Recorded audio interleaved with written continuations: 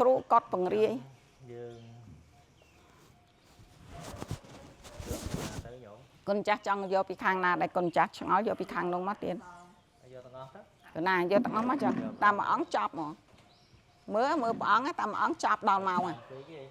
អញ្ចឹងកូនចាស់ចាយគេខ្លះចែកគ្នាណាចាយគ្នាកូនចាស់យកតែកន្លែងណាកូនចាស់ឆ្ងល់សួរកណាណាសួរកណាឆ្ងល់កន្លែងណាឡើងមើលកន្លែងហ្នឹងក្រៅពីហ្នឹងចែកគ្នាមកប្រឡោះហ៎អីឥឡូវយើងយកមើលនេះឯងហេតុអីបានវាចូលមកបាន19ពីណាមកកណាឥឡូវស្មានមើលនេះចែកជាបាន5នៃអាហ្នឹង7 7 1 2ចេះកណា3 4កណា5 5 6 7កណាព្រោះវា15ដូចគ្នាមែនតែចេតសិកខុសគ្នាចិត្ត12នេះសង្ឃហៈមាន7ន័យ7ន័យគឺសោមនោសោមនស្សសម្បដិតដ្ឋិកតៈសម្បយុទ្ធចិត្តសម្បយុទ្ធចិត្តពីរដួងវាមានតែពីរណាទៀនណាសោមនស្សអសង្ខារិកាំងនិងសសង្ខារិកាំងណាតើមានចេតសិកអ្វីខ្លះកើតរួមថានៅក្នុងចេតសិកមួយនេះចិត្តមួយនេះចិត្តមួយដួងនេះសោមនស្សតដ្ឋិកតៈសម្បយុទ្ធតាំងអសង្ខារិកាំងមានចេតសិកចំនួន19ដួងដែលបានមកពីសព្វចិត្តសាធិរណៈចេតសិក7ដួងនៅមួយដែលសារវិកើតគ្រប់ចិត្តទាំងអស់ហើយអញ្ចឹងយកបាន12ដួងសម្រាប់វិតកៈឧចារៈនេះវាតែវិបញ្ចៈវាមាន10ទេអញ្ចឹងអានេះវានៅក្នុងនេះបាន2ដួងទៀតអធិមកខៈក៏កើតនេះគឺលោកចាស់តាអធិមកខៈចាស់តាចាគឺវាតែនេះដែរទេហើយវាវិជ្ជាវិខាវាវិជ្ជាវិខាសម្បយុទ្ធចិត្តមួយហើយនឹងពីបែបអញ្ចឹងយើងយកបានមួយទៀតបាន3នឹង7 10នៅ9ទៀតយកពីណាមកមិនបានគុណចាស់យកតែ10ចឹងតន់អស់ផងចឹងហើយក៏នៅ9ទៀតបាន10នៅតន់10ចឹងកណាចឹង9ទៀតយើងមើលវិរិយៈទៀតវិរិយៈបៃតឆន្ទៈគឺកើតវាតែពួកនេះដែរទេនៅក្នុងចិត្តនេះសិតតែកើតមានទាំងអស់អត់ទេឆន្ទៈយកដល់លើទៀតណាពីរឆន្ទៈលើចឹងថានេះគេថាយកឲ្យអ្នកសម្បានអាចកណាកណាអញ្ចឹងមកដួងនេះបាន13គឺអញ្ញសមានាចិត្តសឹក13ណានៅសល់6ទៀតយើងមើលអកុសលនៅក្នុងមោចតកៈ4នេះគឺវាកើតគ្រប់អកុសលទាំងអស់ហើយអញ្ចឹងយើងដឹងថានេះវាអាចយកបាន4ទៀតណាអញ្ចឹងមកឡើង17ហើយណាអញ្ចឹងសល់តែ2ទៀតទេសល់តែ2ទៀតនោះគឺនេះលោភៈនិងទិដ្ឋិនេះណាលោភៈកើតនៅក្នុងលោភៈមូលចិត្តទិដ្ឋិកើតនៅក្នុងសម្បយុទ្ធទិដ្ឋិកតៈសម្បយុទ្ធចិត្តអញ្ចឹងយើងយកនេះបាន2ទៀតអញ្ចឹងសរុប19គ្រប់ណាតែប៉ុណ្្នឹងឯងហើយសម្រាប់សសង្ខារិកាំងយើងឃើញថាលើស2ណាលើសនេះ2ដោយថែមថៃតុកៈ2នេះណាចប់ណាអានេះដូចគ្នាដែរប្រយុទ្ធនេះសម្បយុទ្ធនេះទិដ្ឋិកតៈវប្រយុទ្ធទិដ្ឋិកតៈវប្រយុទ្ធណាចំនួន19ដូចគ្នាប៉ុន្តែខុសគ្នាត្រង់កន្លែងទិដ្ឋិនិងមានះនេះណាគឺយើងដកទិដ្ឋិចេញប៉ុន្តែថែមមានះចូលមកឡើងជំនួសវិញ19ដែរអានេះក៏ដូចគ្នាថែមតែថៃតុកៈ2 21ទៅបាន2ន័យហើយចូលមកដល់អូពេខាឃើញតែមានតែ18ទេដោយសារវាបៃតៈនេះទៅណានៅសល់12ហ្នឹងហើយតែវានឹងវាដូចតែនេះដែរណាយកមួយចតុកៈ4មកវា16ហ្នឹងអានេះដូចតែនេះ16លោភៈទិដ្ឋិចានេះវាតែអញ្ញសមានាចិត្តសឹក13វាបៃតៈទៅសល់នៅ12ទេ12អានេះមក4 16លោ1លោភៈមួយលោភៈទិដ្ឋិ1ទិដ្ឋិមួយទៀត18ណាហើយនឹងថៃតុកៈ2កណាឡើង20ចានេះក៏ដូចគ្នាយើងបដូរតែទិដ្ឋិនិងមានះទេណាទិដ្ឋិនិងមានះចំនួន ពីទឹកថេមកមាននេះវិញអញ្ចឹងវានៅ18ដែរ ណា ហើយសសង្ខារិកាំងក៏ដូចគ្នាគឺនឹងហើយបដូរតានេះដូចគ្នាហើយចូលមក បាន ដល់ 4ន័យ បាន4ន័យយើងចូលមកដល់ន័យទី5 ទោសៈមូលចិត្ត2ដួង ន័យទី5តោសៈមូលចិត្ត គឺទោសៈមូលចិត្ត2ដួងនេះយើង តែមាន វេទនាវាជាតោមនោះ ដួងទី1នេះគឺទោមនោទោមនស្សសហកតាំងទឹកបដិខៈសម្បយុត្តតាំងអសង្ខារិកាំង កណាអញ្ចឹងវាមានបៃតៃបានអត់ អញ្ចឹងនៅក្នុងនេះគឺយើងយកអញ្ញសមាណាចិត្តទឹកបានតែ12ទេវាបៃតៃមួយចេញសារវិទោមនោ ណា ហើយថៃតកៈមូចតកៈ4ឡើង16 កណា ហើយនឹងទូសៈទូសៈ តោចៈតកៈ តកៈ4នេះអញ្ចឹងឡើង20 កណា អឺរ៉ុបហើយ គ្រប់ ហើយដល់ពេលសសង្ខារិកាំងទោមនស្សសហកតាំងបដិខៈសម្បយុត្តតាំងសសង្ខារិកាំងនេះយើងឃើញថាថែម2ទៀតគឺថៃតកៈ2នេះឯ ក ង ណា ចូលមកដល់ន័យទី6គឺ វិចេកឆា ពេខាសហ ចេតិខាសម្បយុ បៃខាសហក ឧ តាំង បេខាសហកតាំង វិចេកឆាសម្បយុត្តតាំងអសង្ខារិកាំង អសង្ខារិកាំងអញ្ចឹងនៅក្នុងមោហៈមួយដួងនេះវិចេកឆានេះ បានញសមាណាចេតសឹកបាន អញ្ញសមាណាចិត្តសឹកយកបានចំនួន10 អីខ្លះ 10ដួងឯង 10ដួងអីខ្លះទៀត 10ដួងអានេះ7ដួងសព្វចិត្តសាធារណៈ យល់ណា 7ដួងមានវិតកៈវិចារៈ វាបៃតេ ហើយនឹង យកតាវិរិយៈមកកូនចាស់យកតា3មក នេះវិរិយៈនេះតា3នេះ យកតា3មក វិតកៈវិចារៈនិងវិរិយៈទេ ណា បាន10 ណា 10ហើយថែម5ទៀតគឺមូលចតកៈ4ហើយនឹងវិចេកឆាហូវានេះ ណា អញ្ចឹងវាឡើងបាន5អញ្ចឹងសរុបទៅ15 ចុះឧត្តចមន័យទៀត ឧត្តចមន័យនេះគឺដូចគ្នាដែរ ដូចគ្នាមិនទៀត អញ្ញសមាណាចិត្តសឹកបាន10 វា 10ដួងដូចគ្នាយកមក អត់ទេ បានដួង 11 11ដោយសព្វចិត្តសាធារណៈចិត្តសឹក7ថែមវិតកៈវិចារៈអធិមោខៈហើយនឹងអានេះវាឧទ្ធចៈ វិរិយៈយកមកទៀតវាអស់តែ16ដួងខាងក្រោមតាបៃតេកើតអត់បានទេព្រោះវាឧបេខា បេខាហ្នឹងហើយ ហើយដល់ឆានតៈវាអស់20ដួងហើយមោហៈមូលចិត្ត2 អញ្ចឹងមានឆន្ទៈមួយទៀតអី ឆានតៈមិនប្រកបក្នុងចិត្តមួយដួងទៀត មកកំចិត្ត20ដួងអត់យកទេ20ដួងមោហៈនោះវាចោល អូនេះត្រូវ ចឹងបានដួង 11 ណា 11ហើយថែម4ទៀតគឺមូលចតកៈ4នឹងដល់ហើយ ណាសាធុសាធុសាធុអរគុណទៀតចាមកអ្នកណាឡើងទៀតឡើងមកឡើងម្នាក់មួយមកយកអានេះក៏បានយកណាក៏បានដែរស្រាចិត្តចង់មកចាយកខាងណាយករកសង្កហៈនៃ រាប់សង្កហៈនេះនៅចិត្តសឹកដែលចិត្តប្រកបមានចិត្តសឹកប្រកបនៅក្នុងចិត្តនីមួយ ឥឡូវកំពុងរកចិត្តអី ឥឡូវកូនរអហេតកៈចិត្តហ្មង 18ដួងមានប៉ុន្មានន័យ មានមើលមាន5ន័យនេះ1ន័យ2ន័យ3ន័យ4ន័យអ្នកគ្រូ 4ន័យហ្នឹងចង្អល់អត់ត្រូវទៀត មើល1ន័យ2ន័យ ឃើញទេអាន័យទី2ហ្នឹង15ដួងเนาะហើយចង្អល់តែ3ដួង អ្នកគ្រូហើយអានេះ4 5 ចា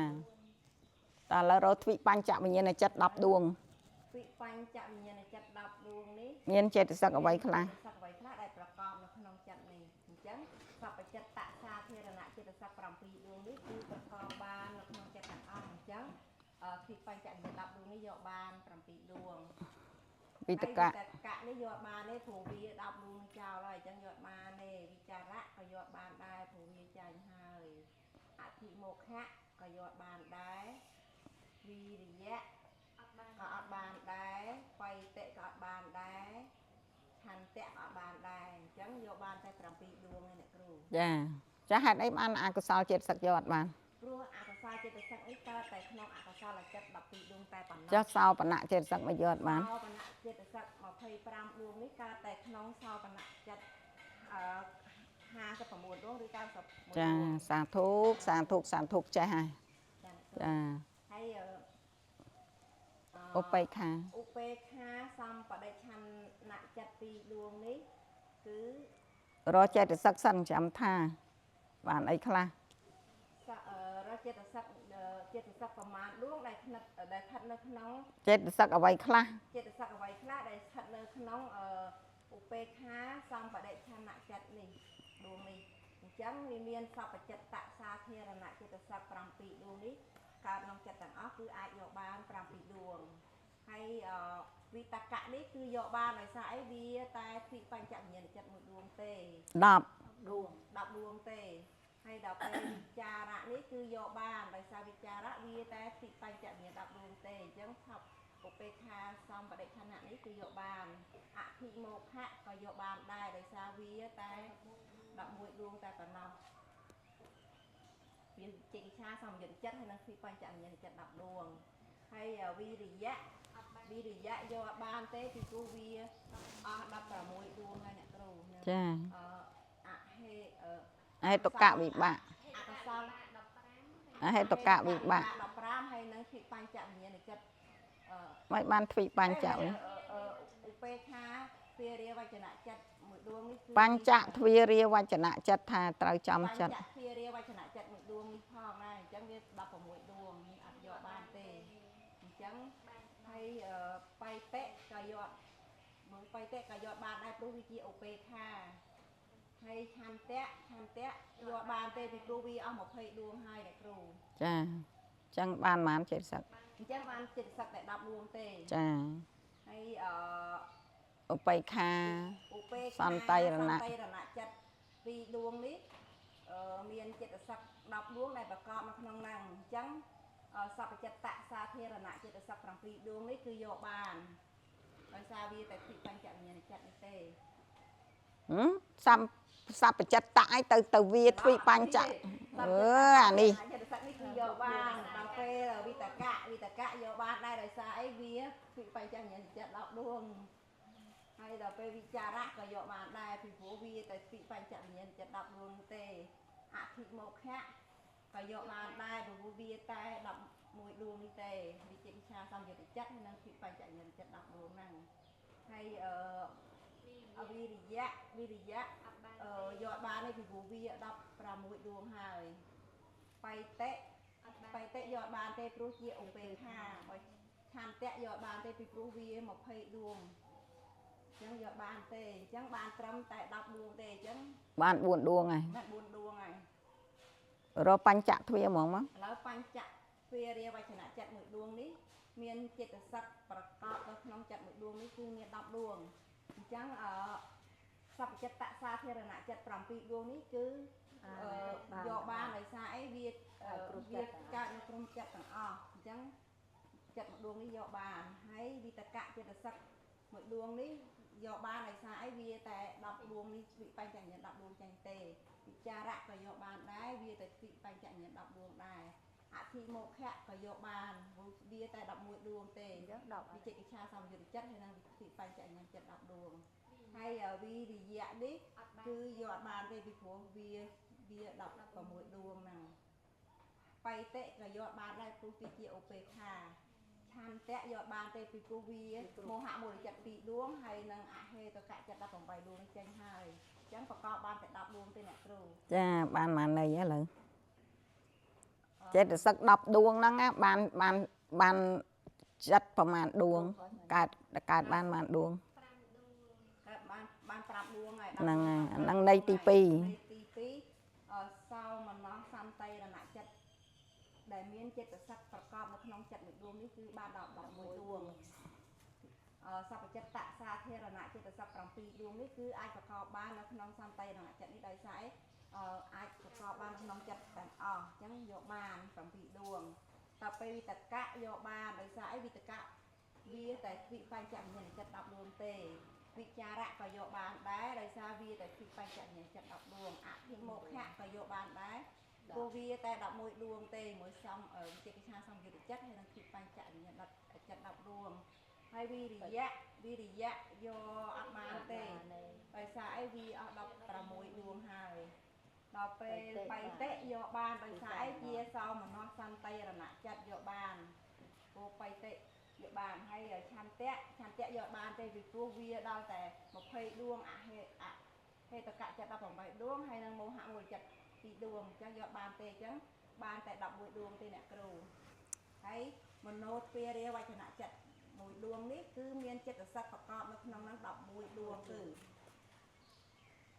សព្វចិត្តសាធារណៈចិត្តស័ក្តិ7ដួងនេះគឺប្រកបបានក្នុងចិត្តទាំងអស់អញ្ចឹងអាចយកបានដល់ពេលវិតកៈយកបានដោយសារអីវាតែទ្វិបញ្ចវិញ្ញាណចិត្ត10ដួងទេវិចារៈក៏យកបានដែរព្រោះវាតែទ្វិបញ្ចវិញ្ញាណចិត្ត10ដួងទេហើយអធិមុខៈក៏យកបានដែរព្រោះវាតែ11ដួងទេទ្វិបញ្ចវិញ្ញាណហ្នឹងឧបេក្ខាវិចិកិច្ឆាសំយុទ្ធចិត្តមួយដួងវិរិយៈយកបានទេវា16ដួងហើយវិរិយៈយកបានដោយសារអីវាតែ16ដួងឯនេះ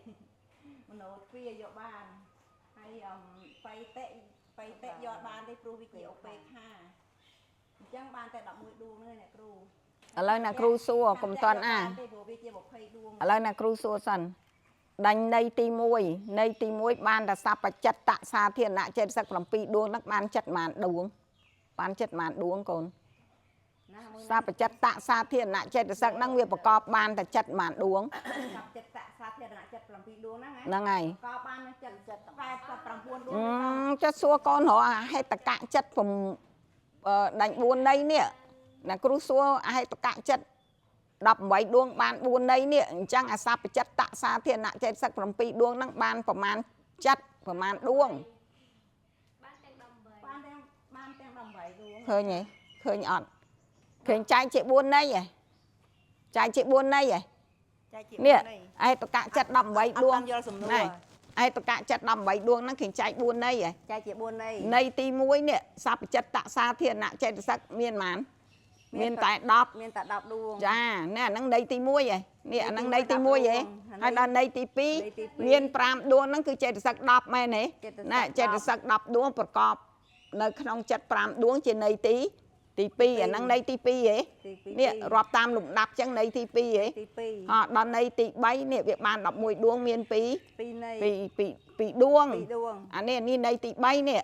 នៃទី3មាន2ចាហើយដល់ពេលនៃទី4មាន1នៃមានចិត្តហ្នឹង1ដួង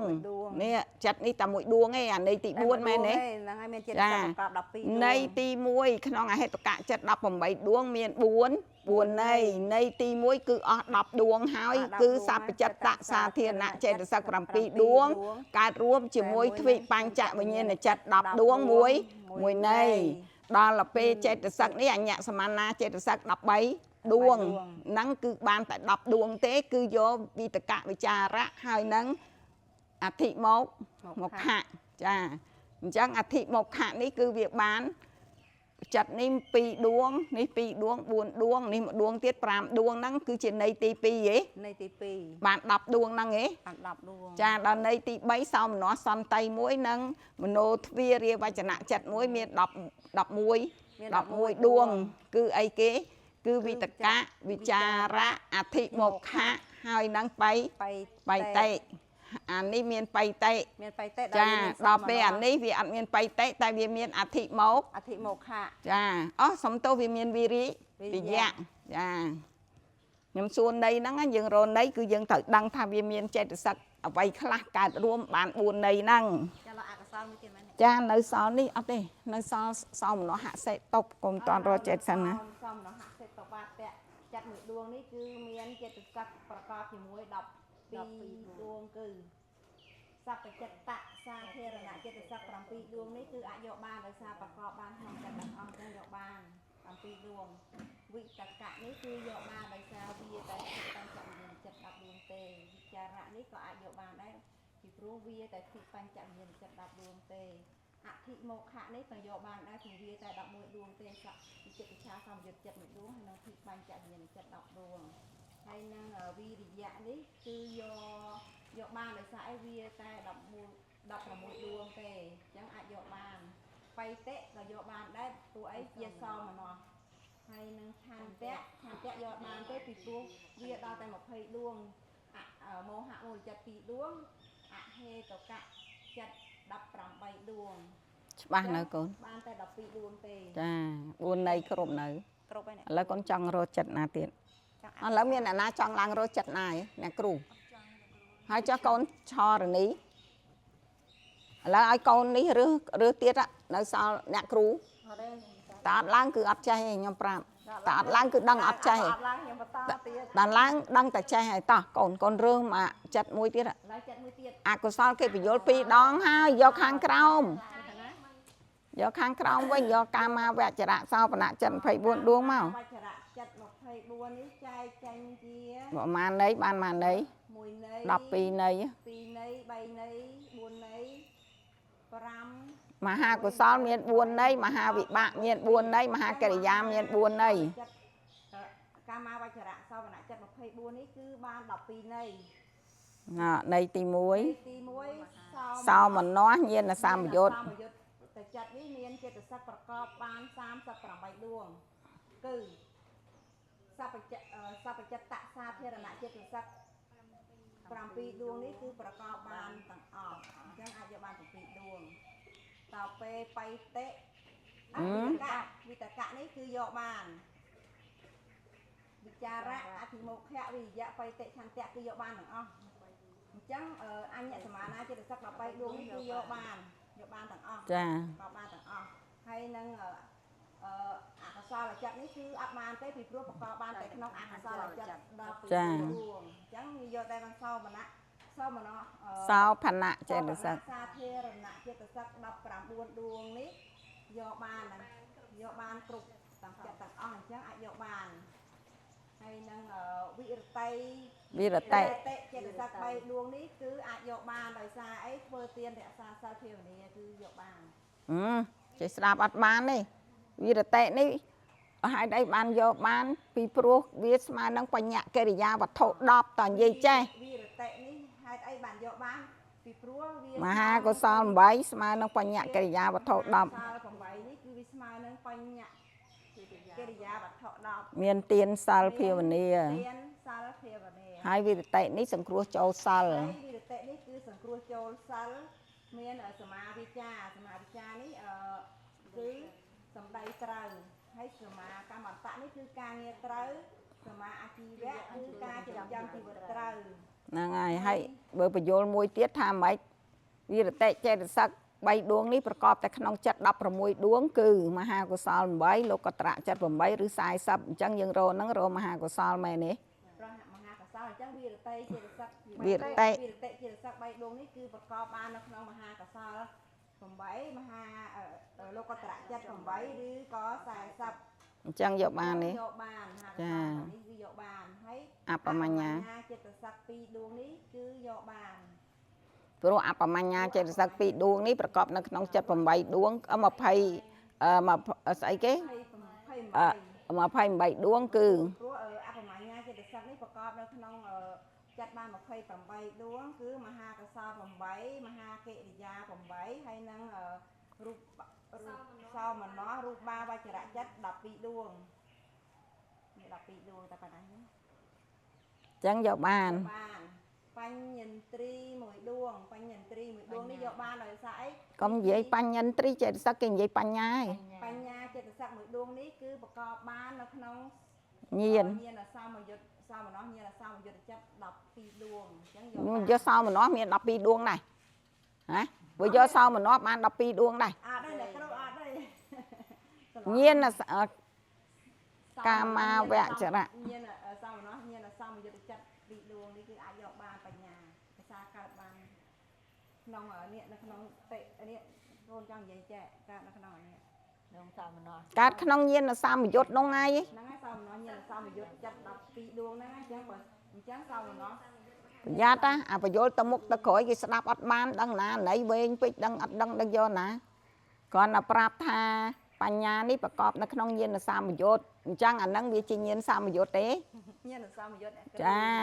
អញ្ចឹងយកបាន ហើយបើសោមនស្សគុំទៅប្រាប់គេ12ដួងដល់ធានណាសោមនស្សមានអាម៉ាន6ឯនោះ សោមនស្ស មានតែ6ឯញាណសាមយុទ្ធឃើញរាប់មើល6អត់ នេះសោមនស្សសោមនស្សសោមនស្ស ហើយប្រាប់គេ12បានអត់ អត់បាន ទៅត្រៀលដួលរលហ្មង អានេះអូពេខា ចា ខា6ដែរ ចាហ្នឹងហើយ ហើយដល់ពេលនៃទី2នៃទី2 ញាណអវបយុទ្ធ សោមនស្សញាណអវបយុទ្ធ ចេតសឹកដូចគ្នាឯងគ្រាន់តែវាបញ្ញា ញាណអវបយុទ្ធនេះមានចេតសិក37ដួង វាអី ដោយសារវា អត់មានបញ្ញា បញ្ញាវាបញ្ញាចេញ វាជាញាណអវបយុទ្ធ ញាណអវបយុទ្ធអញ្ចឹងវាកើតគ្រប់ដួងដូចជាសោមនស្សនេះញាណសោមយុទ្ធនេះដែរដោយសារអីគ្រាន់តែវាអត់មានបញ្ញាវាជាវិហេតុកៈចិត្តនេះតិហេតុកៈចិត្តអញ្ចឹងវាអត់បញ្ញាដកបញ្ញាចេញមួយចឹងនៅសល់37ដល់ពេល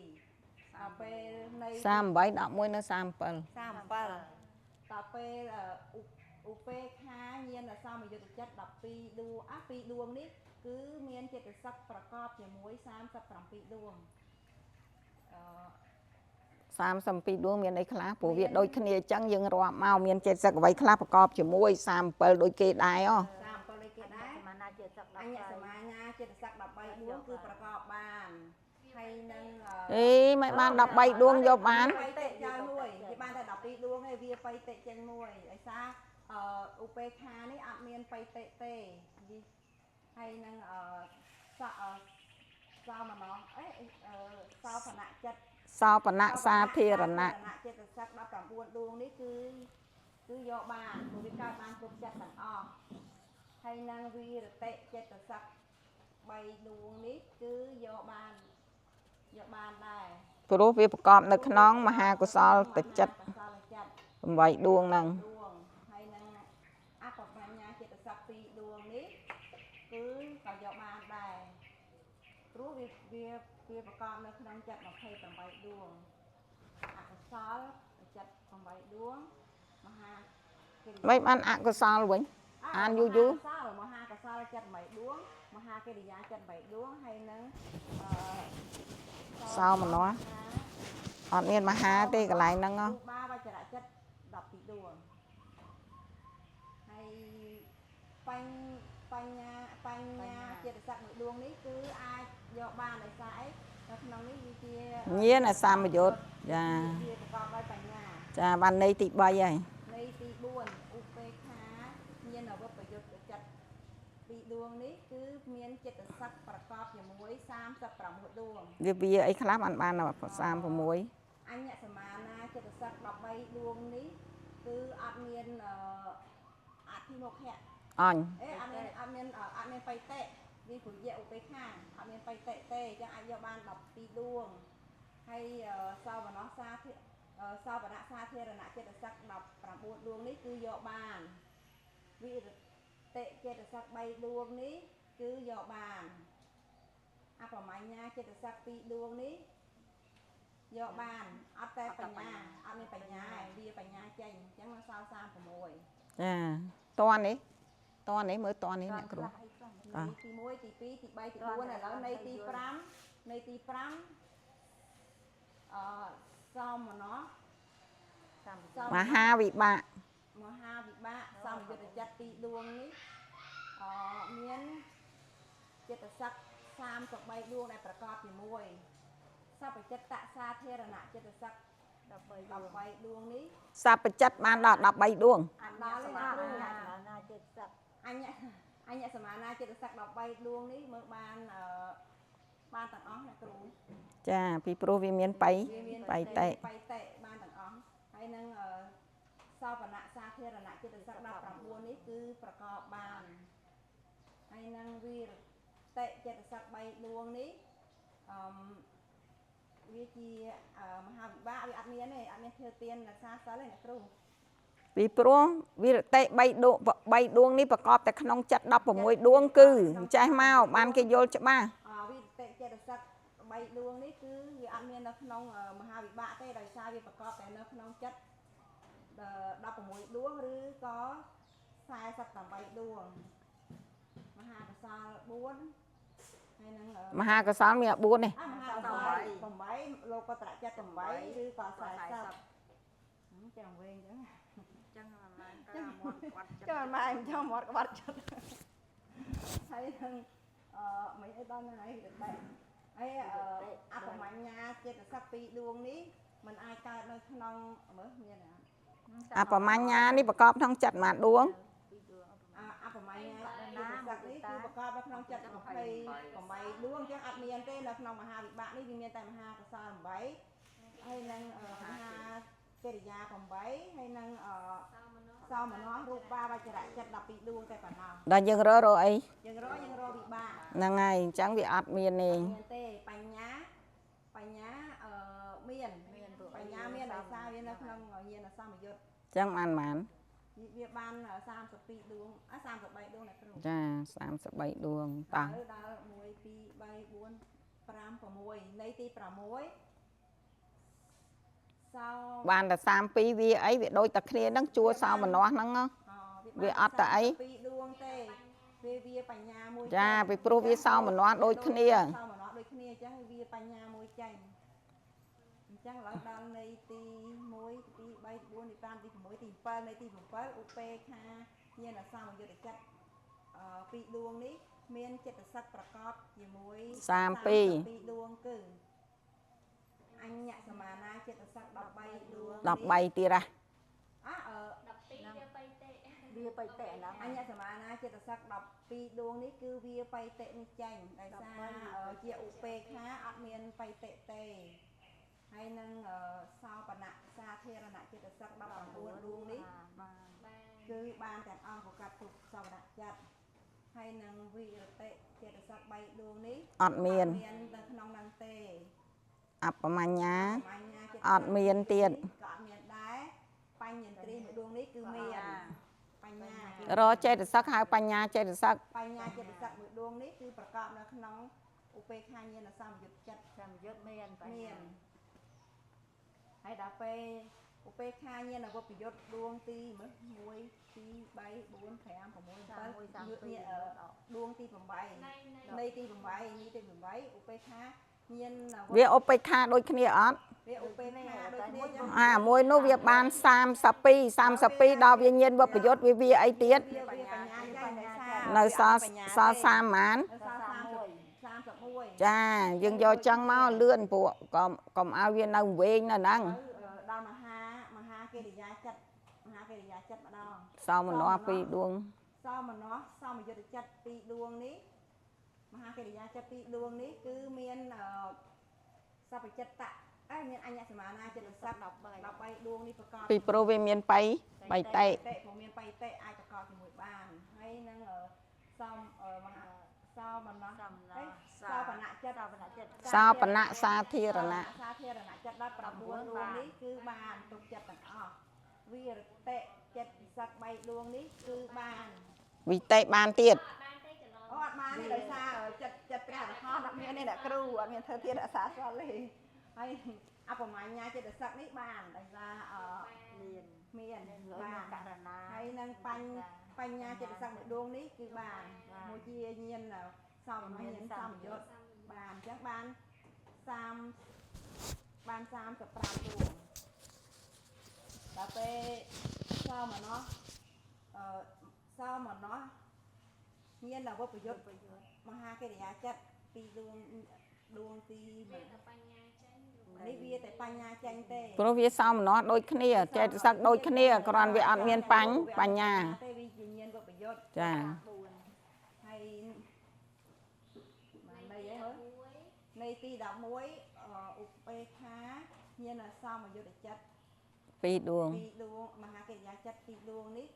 មានចិត្តសឹកកើតនៅក្នុងចិត្តនេះបាន34ដួងគឺអ អញអ្នកសមាណាចិត្តស័ព្ទនេះបាន12 12 ដួងវាបៃតិចេញវាជាឧបេក្ខាបានវាបៃតិនឹងចេញហើយនឹងសពនសាធារណៈបានចិត្តស័ព្ទ16នេះគឺបានប្រកបបានគ្រប់ចិត្តទាំងអស់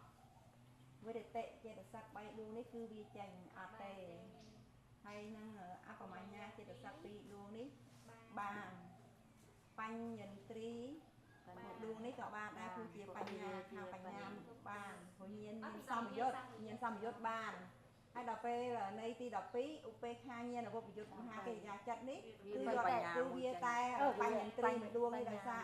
បញ្ញានេះវាអត់មានបញ្ញាទេវាជាញាណវពយុទ្ធអ្នកគ្រូ ហ្នឹងហើយមិញកូនថាមិនវិរតិចេតសិក3ដួងហ្នឹងអត់មាននៅក្នុង អត់មាននៅក្នុងមហាកិរិយាចិត្តទេព្រោះចិត្តព្រះអរហន្តអត់មានធ្វើទានរក្សាសិលទេអ្នកគ្រូ ចុះបើកូនបញ្យល់គេចេះហ្មងឲ្យច្បាស់វិរតិចេតសិក3ដួងនេះมันប្រកបតែក្នុងមហាកុសល8និងលោកត្រៈចិត្ត8អាហ្នឹងច្បាស់អត់ប្រយ័ត្នអត់ចេះបញ្យល់បន្តិចបន្ទប់ទាញគេវិញ 3ដួងនេះมันមាននៅក្នុងមហាកិរិយាចិត្តទេដោយសារអីវាកើតតែក្នុងមហាកុសលចិត្ត8ហើយនឹងលោកត្រៈចិត្ត8ឬក៏40ដួងចាសាធុសាធុអត់តន់ចេះបញ្យល់កុំបញ្យល់ប្រយ័ត្នគេស្ដាប់អត់បានហើយគេដេញដោលសួររោច្រកអត់ចាញ់ចាគេជាអភិធម្មគេឃើញគេអាឯងរៀងបន្តិចបន្ទប់ផង ខែចាបាត់ដងទៀតខែ2អត់ដឹងហង ពីទៅពីណានិយាយជាអីចា គាត់ថាទៅទៀតហើយចា